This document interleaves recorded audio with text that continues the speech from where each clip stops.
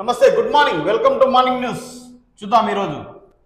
ముందుగా అందరికీ 80వ స్వాతంత్ర దినోత్సవ శుభాకాంక్షలు.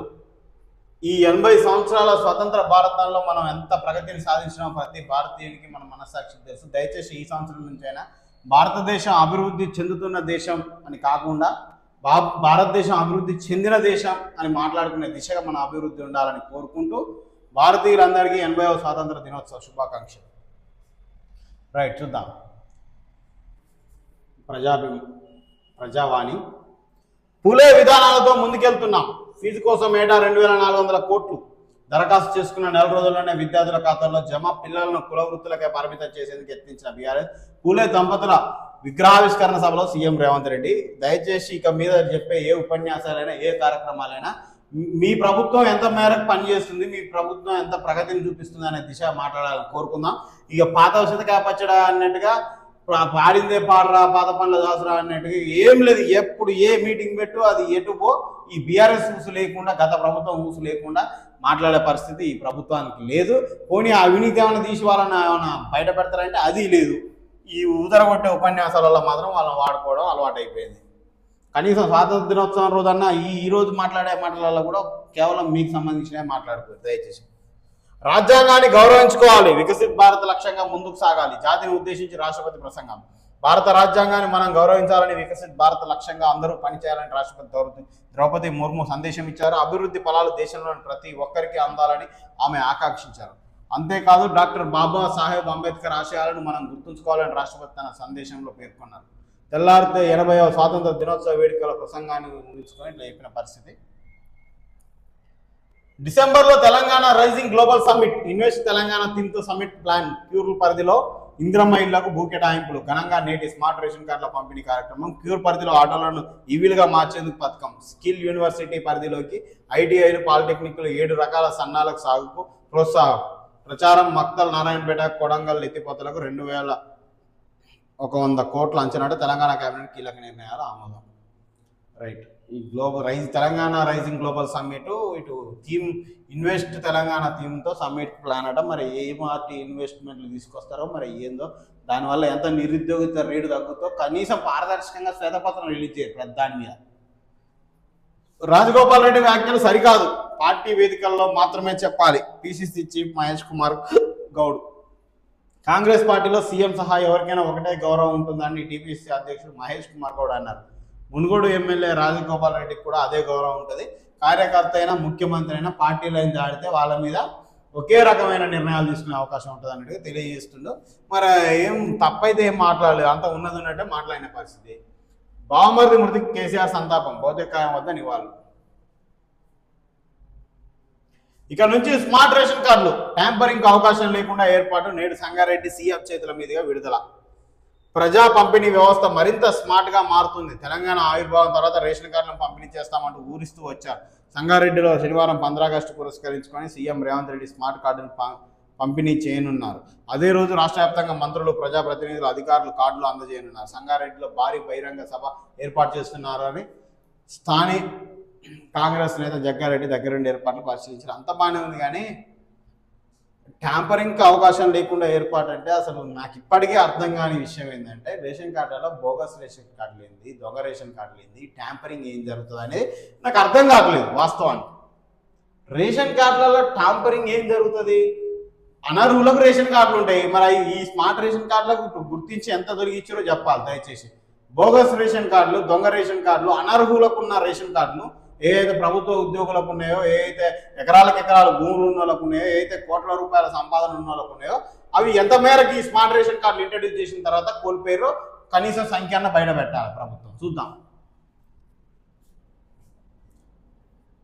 సీఎం కన్సర్నల్లో నిషేధిత జాబితా. బీజేపీ ఎంపీ ఈటల రాజేందర్ విమర్శ.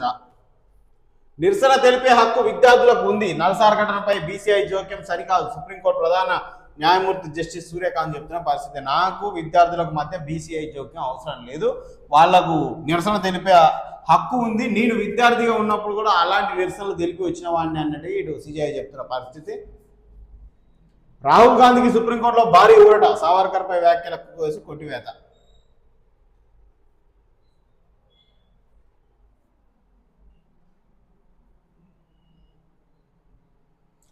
తెలంగాణ పోలీస్ శాఖ అరుదైన గౌరవం. పోలీస్ శాఖకు మొత్తం 15 రాష్ట్రపతి పథకాలట. మన తెలంగాణ పోలీస్ శాఖకు 15 రాష్ట్రపతి పథకాలు వచ్చినాయి. అది మనకు చాలా గొప్ప విషయం.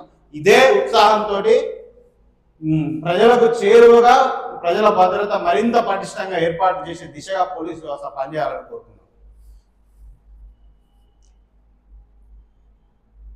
ఇంకెంతకాలం నిర్లక్ష్యం?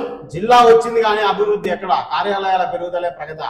ప్రజల సమస్యల పరిష్కారం ఎప్పుడు? మహబూబాబాద్ పాలనా కేంద్రంగా మాత్రమే చూస్తారా? అభివృద్ధి జిల్లాగా తీర్చిదిద్దరా అన్నట్టుగా జిల్లా హోదా సాధించి సంవత్సరాలు గడుస్తున్న సామాన్య ప్రజల జీవితాల్లో ఆశించిన స్థాయి మార్పు ఎంత వచ్చింది అనే ప్రశ్నలు పాలకులు అధికారుల సమాధానం చెప్పాల్సిన సమయం ఆసన్నమైంది. కొత్త జిల్లాగా ఏర్పడిన తర్వాత కార్యాలయాలు పెరిగాయి, అధికారులు వచ్చారు, సమావేశాలు జరిగాయి, సమీక్షలు కొనసాగాయి. కానీ ప్రజలు మాత్రం ఇంకా అదే రోడ్లపై ప్రయాణిస్తున్నారు, సమస్యలతో కార్యాలయాల చుట్టూ తిరుగుతున్నారు, అభివృద్ధి కోసం ఎదురు చూస్తూనే ఉన్నారు. జిల్లా అంటే కేవలం కలెక్టర్ కార్యాలయం, ఎస్పీ కార్యాలయం, ఇతర ప్రభుత్వ భవనాలు మాత్రమే కాదు. జిల్లా అంటే ప్రజలకు మెరుగైన వైద్యం, నాణ్యమైన రహదారులు, పారిశుద్ధ్యం, ఉపాధి, విద్య, తాగునీరు, రవాణా, రైతుకు భరోసా, యువతకు అవకాశాలు. ఇలా ప్రమాణాలపై మహబూబాబాద్ని ఎక్కడ నిలబెట్టాలి అని పాలనా యంత్రాంగం ఒకసారి ఆత్మపరిశీలన చేసుకోవాల్సిన అవసరం ఉందని చెప్తున్న పరిస్థితి. దాదాపుగా అన్ని జిల్లాల పరిస్థితి ఇట్నే ఉంది. బిల్డింగ్లు వచ్చినాయి, కార్యాలయాలు వచ్చినాయి, ప్రభుత్వ కార్యాలయాలు ఇంకొన్ని కట్టాల్సినవి ఉన్నాయి. ఇంకొన్ని అద్దె చిన్న చిన్న గదులలో వందల మంది వేల లక్షల రూపాయలు చెల్లించుకుంటూ కూడా ఇబ్బంది పడుతున్న పరిస్థితి ప్రజలది. ఇటు కార్యాలయాలు కూడా పెంచాల్సిన అవసరం. కానీ ఈ మాత్రమే అభివృద్ధి కాదు, ఆ ప్రజల యొక్క జీవన విధానం మారాలి. ఇప్పుడు ఒక ప్రాంతం ఒక హెడ్ క్వార్టర్గా మారినప్పుడు అక్కడ ఈ బిల్డింగ్ల అభివృద్ధితో పాటు ఆ ప్రజల జీవన విధానంలో కూడా మెరుగుపరచాలి కదా. జీవన విధానాన్ని మెరుగుపరచాలి, వాళ్ళ అభివృద్ధి కూడా కాంక్షించాలి. ప్రభుత్వం ఆ దిశగా ప్రయత్నాలు చేయాలి, వాళ్ళ సౌకర్యాలు కల్పించాలి, ఆ జిల్లాలలో సదుపాయాలు పెంచాలి. హర్ ఘర్ తిరంగా ర్యాలీ ఘనంగా నిర్వహణ.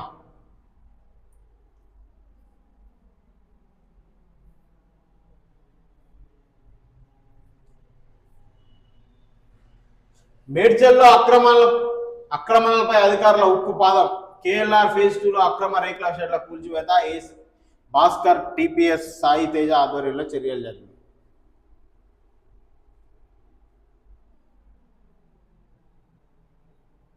రైట్. హుక్కు హామీకి తుప్పు పట్టిందా? స్టీల్ ప్లాంట్ కేంద్రం మంగళం. విభజన హామీ తుంగలో యువతకు ఆశలు ఆవిరి. బయ్యారం ఉక్కు తెలంగాణ హక్కు. మహబూబాద్ జిల్లా బయ్యారంలో ఉక్కు పరిశ్రమ ఏర్పాటు విషయంలో విభజన చట్టంలో స్పష్టంగా ఉన్న స్టీల్ ప్లాంట్ ఏర్పాటు కేంద్ర ప్రభుత్వం సుముఖంగా లేదని ఆరోపణలు వినిపిస్తున్నాయి. మండల పరిధిలోని చెర్లపల్లి సమీపంలో పెద్దగుట్టతో పాటు రామచంద్రపురం, మొట్ల తిమ్మాపురం అటవీ ప్రాంతంలో 60+% కలిగిన ఇనుప ఖనిజ నిక్షేపాలు అపారంగా ఉన్నాయి. ఈ ప్రాంతంలో ఉక్కు ఫ్యాక్టరీ ఏర్పాటు చేసే స్థానిక యువతకు ఉద్యోగ అవకాశాలు, ఉపాధి అవకాశాలతో పాటు ప్రభుత్వానికి లాభదాయకంగా ఉంటుంది. బయ్యారంలో ఉక్కు ఫ్యాక్టరీ ఏర్పాటు చేయడానికి అవసరమైన బొగ్గు, నీరు, డోలమైట్, విద్యుత్ వంటి వనరులు పుష్కలంగా ఉన్నాయి. ఆంధ్రప్రదేశ్ పునర్విభజన చట్టం 13వ షెడ్యూల్లో తెలంగాణ రాష్ట్రంలోని బయ్యారం మండలం steel authority of India SAIL ఆధ్వర్యంలో 36,000 కోట్ల వ్యయంతో విశాఖపట్నంలో మాదిరిగా ఉక్కు ఫ్యాక్టరీ నిర్మిస్తామని చెప్పినారు. కానీ సంవత్సరాలు గడుస్తున్న ఉక్కు ఫ్యాక్టరీ నిర్మాణంలో ఒక్క అడుగు ముందుకు సాగలేదు. బయ్యారం మండలంలో 51 హెక్టార్ల పరిధిలో అపార ముడి ఖనిజ నిక్షేపాలు ఉన్నట్టు మైనింగ్ అధికారులు నిర్ధారించారు. మరి ఎటుపోయింది ఈ ప్రభుత్వాలు? ఎందుకు 12 ఏళ్ళు దాటింది, మరి ఎందుకు పట్టించుకోవట్లేదు ప్రభుత్వాలు? ఇట్లుంటుంది ఇంత నిర్లక్ష్య ధోరణి. ఇటు అరే రాష్ట్రానికి ఆదాయం వస్తుంది, అక్కడ నిరుద్యోగులకు ఉపయోగం ఉంటుంది. ఇలాంటి విషయాలు నిర్లక్ష్యం చేయొద్దు. మీ రాజకీయ కక్షలు తర్వాత చూసుకుందరు. దయచేసి అందరూ ఒక్క తాటి మీదకి వచ్చి ఇలాంటి విషయాలను ముందు పడేయాల్సిన అవసరం ఉంది.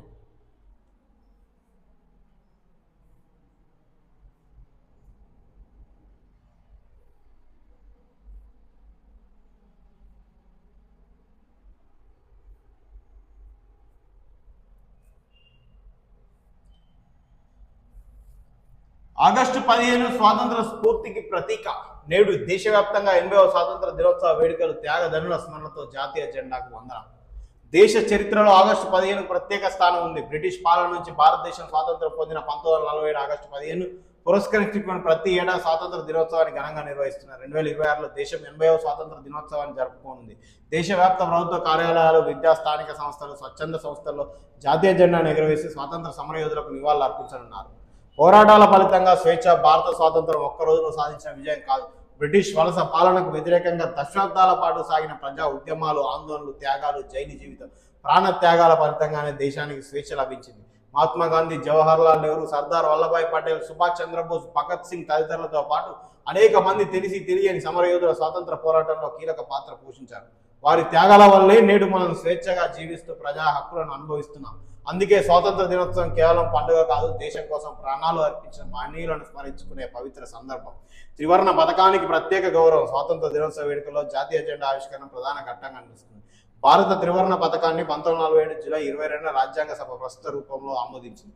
కాషాయం ధైర్యం, త్యాగానికి తెలుపు, శాంతికి చిహ్నం, సత్యానికి ఆకుపచ్చ, సస్యశ్యామలత అభివృద్ధికి ప్రతికూలంగా భావిస్తారు. మధ్యలోని అశోక్ చక్ర 24 ఆకులు ఉంటాయి. జాతీయ జెండా గౌరవానికి ప్రతీక కావడంతో దాని పట్ల ప్రతి ఒక్కరూ గౌరవం చూపాలి. జెండా ప్రదర్శనకు సంబంధిత ఫ్లాగ్ కోడ్ ఆఫ్ ఇండియా నిబంధనలు పాటించిన ప్రతి పౌరుడి బాధ్యత.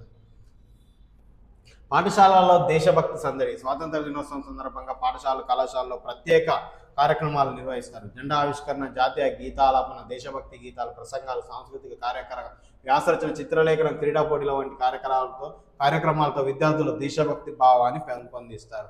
అది మొత్తానికైతే ఈ స్వేచ్ఛా వాయువులు అనేవి ఏదో ఒక డేట్ను జరుపుకోవడం కాదు, ఈ రోజు జరుపుకోవడం కోసం, ఈ 80 దశాబ్దాల స్వేచ్ఛా వాయువును మనం పీల్చుకోవడం కోసం, 8 దశాబ్దాల స్వేచ్ఛా వాయువులను మనం పీల్చుకోవడం కోసం, అంతకుముందు కొన్ని దశాబ్దాల కాలంగా పోరాడిన మహనీయులు వాళ్ళ త్యాగ ఫలాలు ఈరోజు మనం పీల్చుకునే స్వేచ్ఛ వాయువులు.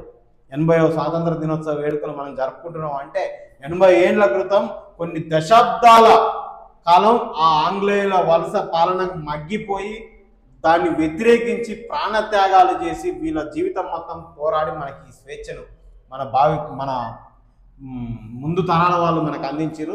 ఇదే స్వేచ్ఛను ఇట్లనే మనం ఇంకా అభివృద్ధి చేసి దీన్ని మన భావి తరాల వాళ్ళకు అందించాల్సిన అవసరం ఉంది. ఆంగ్లేయుల వలస పాలనలో అవినీతిని, వాళ్ళ అక్రమాలను, అప్పుడు జరుగుతున్న అన్యాయాన్ని ఎదిరించిన వాళ్ళు చాలా మంది ప్రాణత్యాగాలు చేసిన వాళ్ళు ఈరోజు మనం స్వేచ్ఛ వాయువులు పెంచుకుంటాం. ఈ రోజు జరుగుతున్న అవినీతి, అక్రమ, అన్యాయాలను మనం ఎదిరించకపోతే దీంట్లోనే మన భావి తరాలు మగ్గిపోయే అవకాశం ఉంటుంది. దయచేసి అప్పుడు వాళ్ళు స్వాతంత్ర సమరయోధుల నుంచి మనం తీసుకోవాల్సిన స్ఫూర్తి ఏంది? అన్యాయానికి వ్యతిరేకంగా, అక్రమానికి వ్యతిరేకంగా, అవినీతికి వ్యతిరేకంగా వాళ్ళ పోరాడిన విధానం, పోరాట పటిమను మనం స్ఫూర్తిగా తీసుకోవాలి.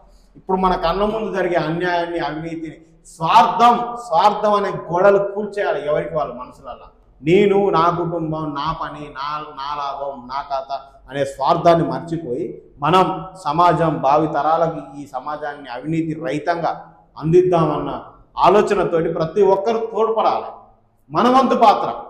పురోగమనిగా కుటుంబాన్ని అంతా వదిలేసి రోడ్ల మీదకి వచ్చి పోరాడమని ఎవరు చెప్పట్లేరు. ఇక్కడ మనం జీవిస్తూనే మనకు అందుబాటులో మన కళ్ళకు ఎదురయ్యే ప్రతి అన్యాయాన్ని ప్రశ్నించుకుంటా పోయి ఆ అవినీతి నుంచి సమాజాన్ని కాపాడే దిశగా ప్రయత్నం చేసుకుంటా భావి తరాలకు స్వచ్ఛమైన, అవినీతి రహితమైన సమాజాన్ని అందించే దిశగా, అందులో కొంత మన పాత్ర ఉండే దిశగా ప్రయత్నం చేయాలని ప్రతి భారతీయ పౌరుడికి కోరుకుంటూ మరి ఒకసారి 80వ స్వాతంత్ర దినోత్సవ శుభాకాంక్షలు తెలియజేస్తుంది.